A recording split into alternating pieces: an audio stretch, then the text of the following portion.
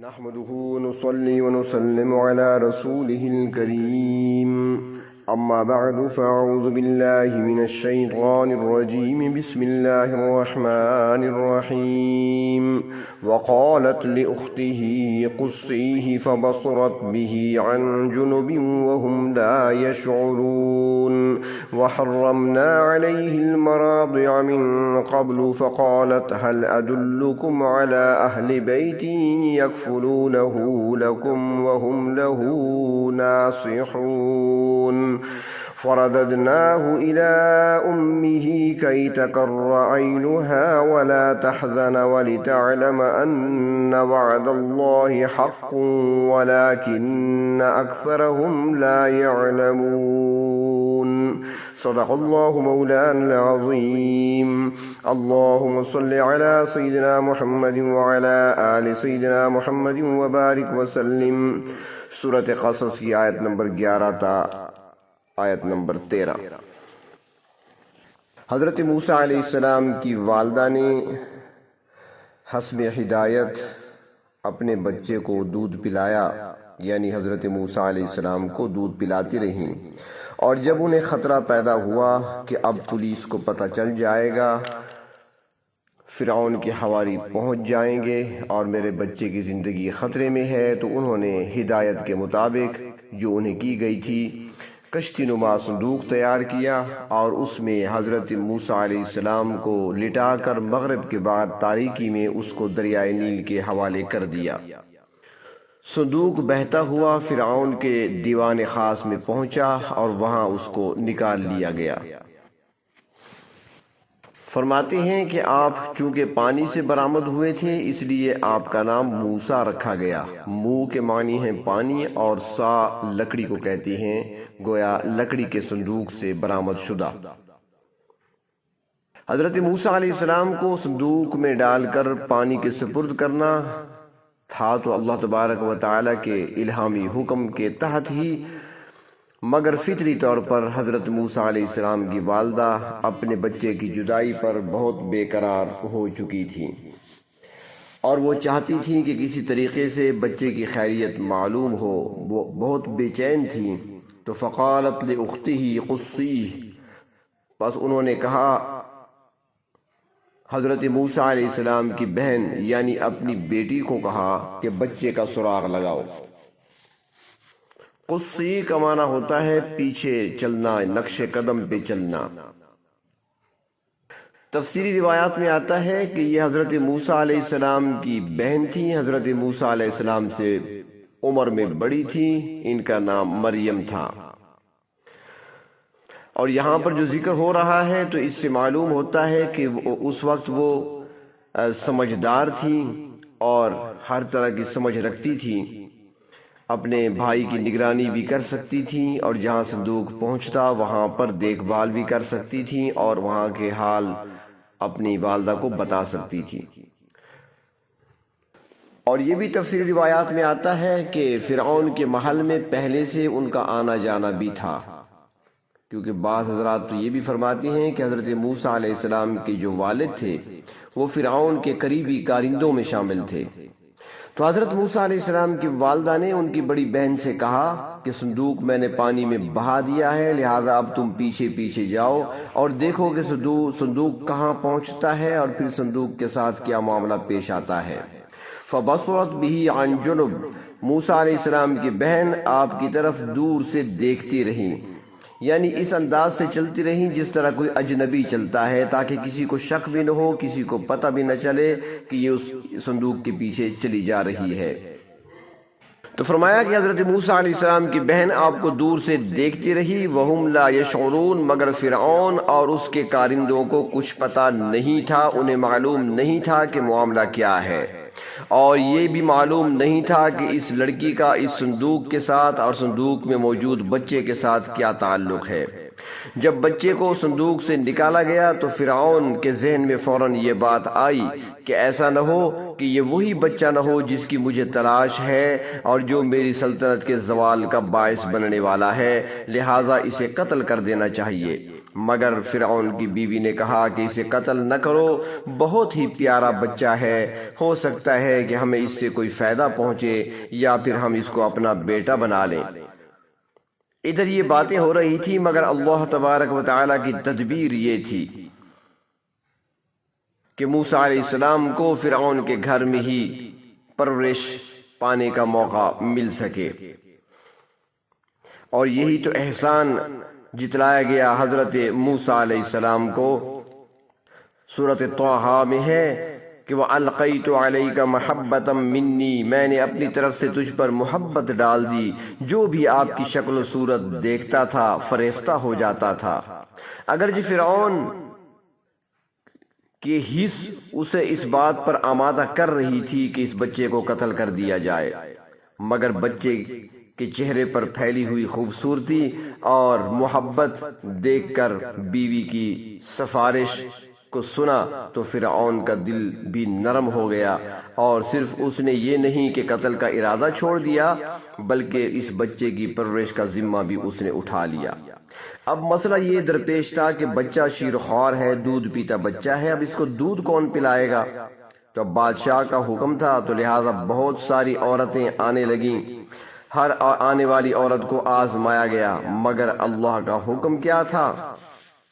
وَحَرَّمْنَا عَلَيْهِ الْمَرَاضِعَ مِنْ قَبْلُ، ہم نے اس سے پہلے ہی بچے پر دودھ پلانے والیوں کو ممنوع قرار دے دیا تھا، اور اس لیے حضرت موسیٰ علیہ السلام کسی بھی خاتون کا دودھ پینے کے لیے تیار نہیں ہوئے، کیونکہ یہاں پر اللہ تبارک و تعالیٰ کی حکمت اور تدبیر کار فرما تھی۔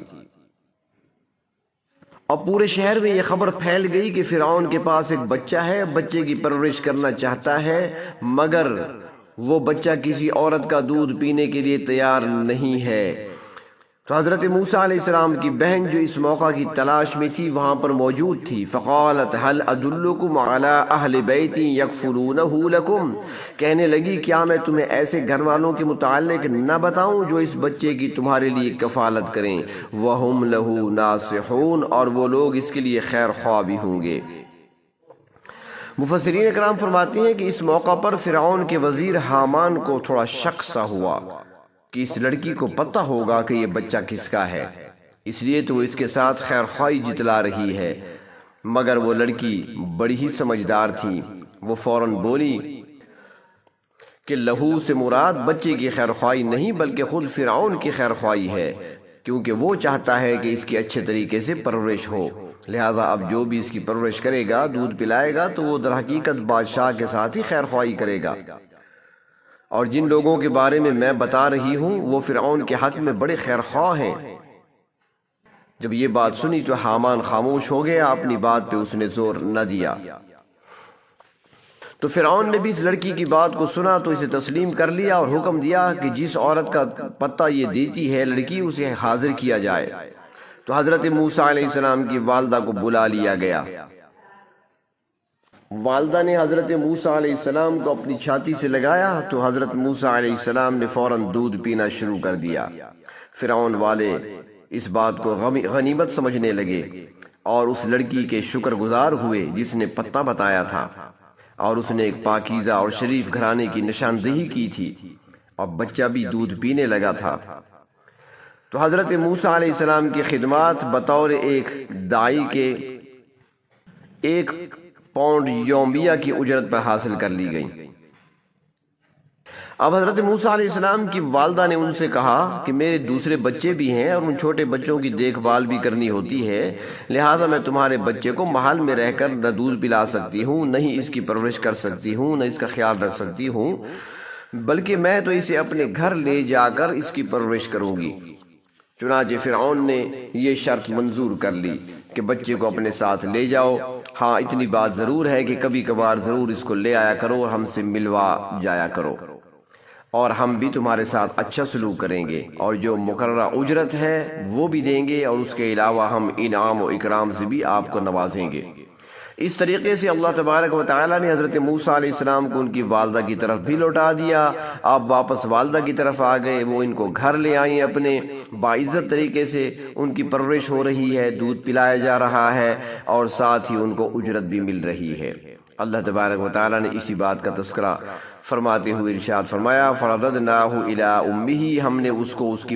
اس کی والدہ کے پاس لوٹا دیا. كَيْ تَقَرَّ عَيْنُهَا وَلَا تَحْزَنْ, تاکہ اس کی آنکھ ٹھنڈی ہو اور وہ غمگین بھی نہ ہو. فرمایا کہ اللہ تبارک و تعالی یہ بھی چاہتے تھے وَلِتَعْلَمَ أَنَّ وَعْدَ اللَّهِ حَقٌّ, تاکہ وہ جان لے کہ بے شک اللہ کا وعدہ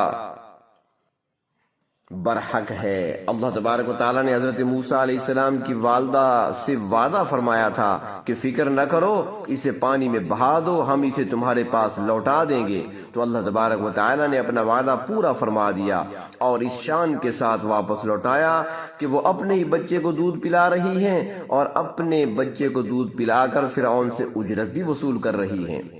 نبی اکرم صلی اللہ علیہ وسلم کا ارشاد مبارک ہے کہ جو شخص اپنی تیار کردہ کسی چیز میں خیر کی توقع رکھتا ہے, اس کی مثال حضرت موسیٰ علیہ السلام کی والدہ کی ہے, جس طرح وہ اپنے بچے کو دودھ پلانے کی اجرت وصول کرتی تھی. اسی طرح یہ شخص اپنی مصنوعات کی قیمت تو وصول کرے گا ہی, مگر ساتھ ساتھ ثواب بھی حاصل ہوتا رہے گا. نبی اکرم صلی اللہ علیہ وسلم نے ارشاد فرمایا کہ تیر تیار کرنے کی وجہ سے 3 آدمی بخشے جائیں گے. ایک آدمی اس تیر کو تیار کرنے والا جس نے اس نیت سے تیر بنایا کہ اس سے دشمن خدا ہلاک ہو, اور اسے تیر کی قیمت کے علاوہ اللہ تعالیٰ کی طرف سے ثواب بھی حاصل ہوگا. اور دوسرا خوش قسمت شخص وہ ہے جو تیر انداز کو اس نیت کے ساتھ تیر پکڑاتا ہے کہ اس سے اللہ کا دشمن ہلاک ہو. فرمایا وہ بھی بخشا گیا. اور تیسرا شخص خود وہ تیر انداز ہے جو اللہ کی رضا کی خاطر دشمن کی صفوں میں تیر پھینکتا ہے, وہ بھی بخشا جائے گا. تو فرمایا کہ اللہ تبارک و تعالی نے تدبیر فرمائی اور اپنے تدبیر کے ذریعے سے اپنا وعدہ پورا فرما دیا. وَلَٰكِنَّ أَكْثَرَهُمْ لَا يَعْلَمُونَ, لیکن اکثر لوگ نہیں سمجھتے کہ اللہ تبارک و تعالی کی تدبیر کس طرح کام کرتی ہے. تمام دنیا کے تصرفات اللہ رب العزت کے قبضے میں ہیں. اللہ تبارک و تعالی ہر کام کرنے پر قادر ہیں, قدرت رکھتے ہیں. تو ایسے قادر کے سامنے دشمن کی تدبیریں کیسے کامیاب ہو سکتی ہیں؟ پروردگار عالم کا تو اعلان ہے, سورۃ انفال میں ہے وَيَمْكُرُونَ وَيَمْكُرُ اللَّهُ, لوگ بھی تدبیریں کرتے ہیں اور اللہ بھی تدبیر کرتے ہیں, مگر اللہ ہی بہتر تدبیر کرنے والے ہیں. دوسری جگہ ارشاد فرمایا وَاللَّهُ غَالِبٌ عَلَىٰ أَمْرِهِ, سورۃ یوسف میں ہے کہ وہ اپنے معاملے اور حکم میں غالب ہیں, وہ جو چاہیں کریں. اللہ تبارک و تعالیٰ کی کسی کام کے راستے میں کوئی رکاوٹ حائل نہیں ہو سکتی, مگر اکثر لوگ بے علم ہیں, ایسی باتوں کو سمجھتے نہیں ہیں. اللہ تبارک و تعالی قرآن حکیم کو سمجھنے اور اس پر عمل کرنے کی توفیق نصیب فرمائیں. وآخر دعوانا ان الحمد للہ رب العالمین.